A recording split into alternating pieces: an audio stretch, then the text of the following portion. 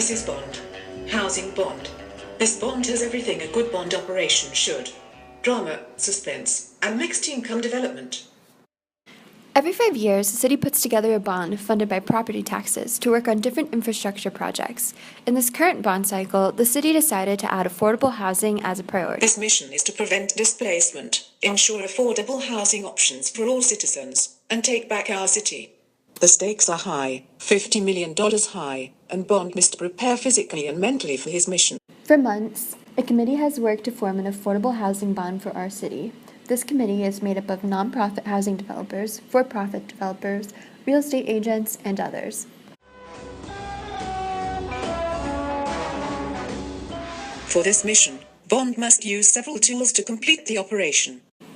The first, gap financing for affordable housing construction, which could be used for affordable rental housing, for sale housing, or maybe even a community land trust pilot program. The second, multifamily housing preservation, which will help senior, historic, and general multifamily housing acquisition and rehabilitation. And lastly, funds for emergency repairs will fund minor repairs to homes and ADA accessibility improvements. Is there anything else? Unfortunately, no. Funds for owner-occupied rehab won't be able to help Bond on this mission.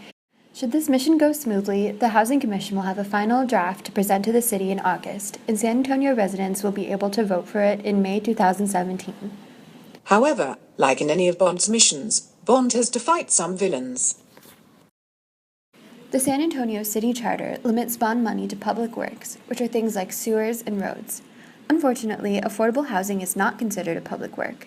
The only way to receive the money is through the Texas Local Government Code Section 374.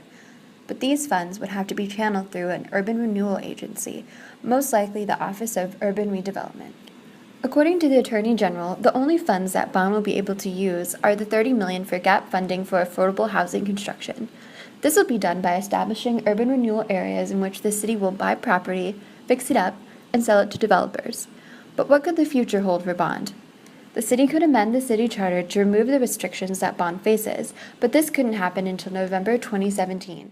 Bond wants to do better work, but right now, its hands are tied. What will happen to the housing bond and the people it will affect?